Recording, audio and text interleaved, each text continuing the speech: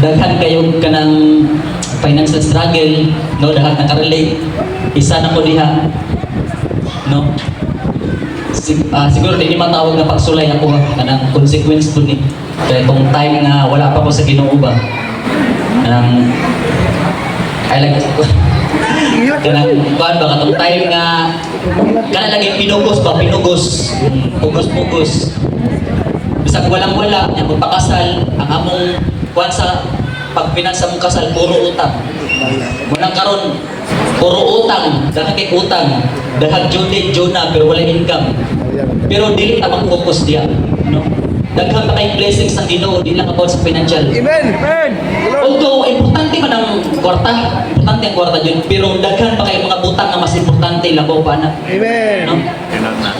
If Jesus is all you have, then you have all you need. No? Kung nasa ang Ginoo sa imong kinabuhi, wala na magkulang na to. Basta di lang yun ta mag-focus ng about ng financial kay matubitaw siyang pulong, no, nga samtang nakatulog pa lang ta, yan ang giandam daan pagkaw mga ito mga gikinahanglan. Diba? Thank you, Lord. Munang di na dito kayo mag-focus ng financial. Munang sa dire, mga types of blessings. Diba? Una, material and financial blessings. Ang ikadua, salvation. No? Pabor na sa Ginoo igsoon. Di na mabayaran ng kwarta. Inyong padre sa Efeso 1:11-13. Ang tanang butang gibuhat sumala sa laraw o pagbuot sa Dios. Ug diha kang Kristo gipili kami sa Dios aron mahimong iyang katawhan. Sumala sa iyang tuyo sugad pa sa sinugdan. Ug mo'y pagbuot sa Dios nga kami nga mao'y unang nagsalig kang Kristo magdayeg sa iyang himaya. Sa 13. Ug mausab kini ang midangat kaninyo sa pagdungog ninyo sa matuod nga mensahe sa maayong balita nga naghatag kanyo kaluwasan.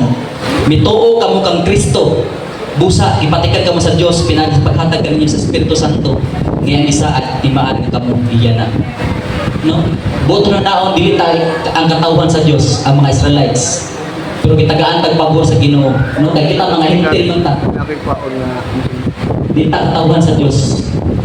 Pero gipaboran ta sa Ginoo. Mo di blessing sa Dios nga di mabayad ang kwarta, no, ang kaluwasan. Ang katulog, health, no? Diri sa Jeremiah 30:17, ipahiguli nato ang inyong kahimsog. Ayuhon ko ang inyong samad, bisan pag nagingon ang inyong mga kaaway. Sa likway na ang Sion, wala niya nagtagad kaniya, ako ang Ginoo ang nagsulti ninyo. No? Igsugot sa Ginoo, tagantag good health sa Ginoo. No, di na mabayaran ng kwarta igsugot. No, nakoy nadungkan katong kuan, businessman perting datuwa, bilyonaryo na siya, $1 billion yung kwarta. Huwag ko na sa'yo. Pero na siya sakit, cancer. Ang yang giingon, mubayad siya bilyon. No? Para lang katong yung sakit, yang ihatag atong ang tao. Pero wala yung kuwanan na. Put pa sa put. Grabe ang kuwan sa Ginoo kanang nakay good health, no? Di na mabayaran ng kwarta. Kung saan man ng kwarta, niya nakay cancer. No? Amen ba? Thank you, Lord. Ang kaupat, peace, kalinaw, labaw na po, di yun mabayaran ng kwarta igsoon.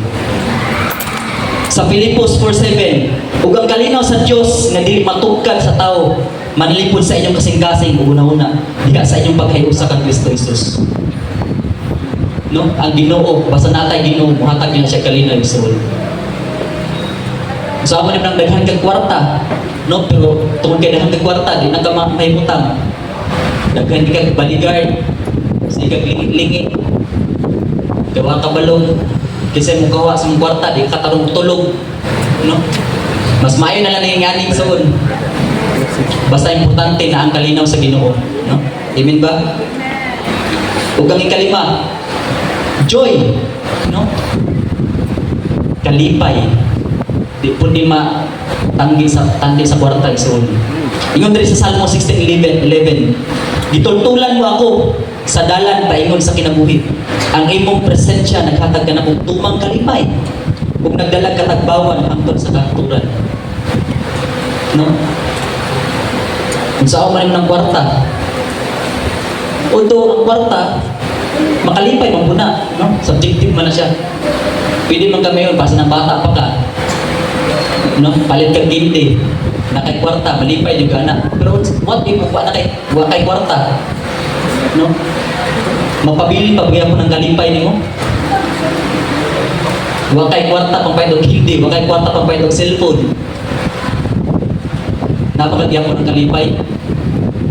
Pero nakadre sa Ginoo, lahi ang kalipay ni hatag sa Ginoo. Amen. No? Bisan pag wala, isa kung sa imo. No? Bisan pag walang-wala ka. Pero kung na ang Ginoo sa kasing-kasing, always yun ang kalipay, kaya naasaya ang katagbawan. Tinuod ng katagbawan o kalipay. Hallelujah. Amen ba? Amen. Thank you, Lord. Maano, daghan pa kay blessings ang Ginoo Jud, pero di na ako kaisa-isa, hindi na akong matag. Pero ang pangtana, kung saan na ito pag-receive sa blessings. Ingon diri sa Lucas 5:4-6.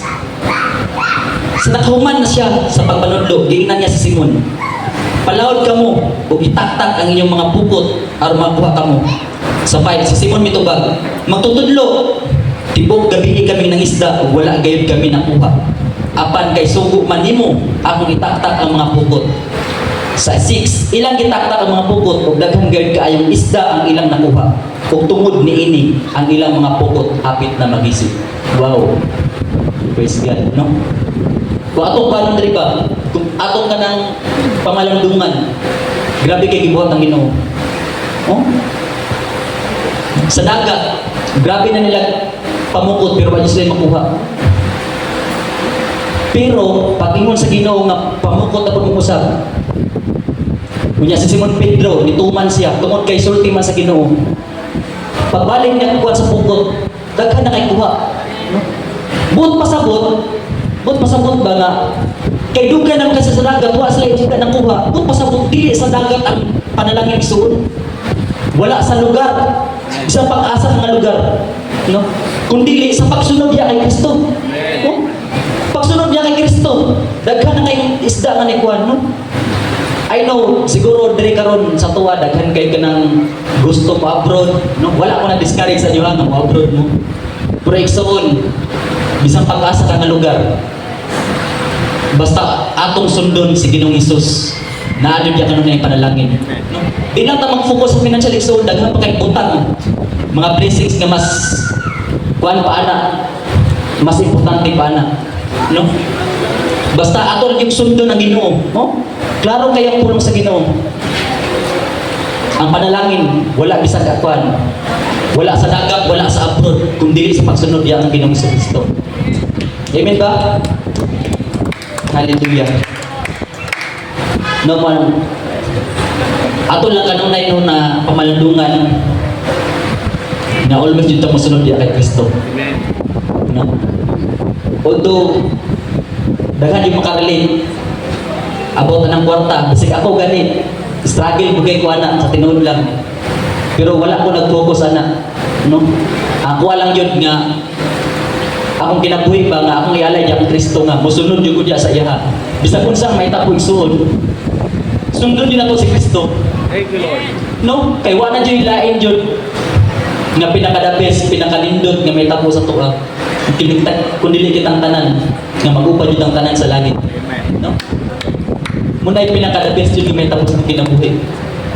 Muna, kuha na dyan ta, saling yun ta sa Ginoo. Bisa pa kung saan problema, atong yatubang, no? Kabalo ko about financial, kung din na yung pinaka-main source yun sa problema karon, no? Kay, di yun na ikakuan, apil din po yun ko anak. Pero di na yun ta muna isuon. Ako mga pag-ampo, manaan yun ang endurance sa pagpangalaga niya sa Ginoo. No? Huwag ka na lang, no? All the glory and honor belongs to God alone. Hallelujah.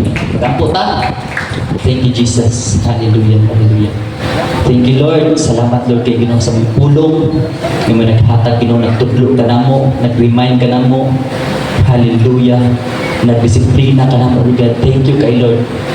Ako mga pag-ampo, Ginoo, Lord, nga pulong Ginoo mo tisok yun, Ginoo, sa kasing-kasigunaw na sa matakusa, Ginoo. And Lord, ako mga pag-ampo, Lord, as we continue, Ginoo, sa mong panibahon karong taknaa, Lord, God.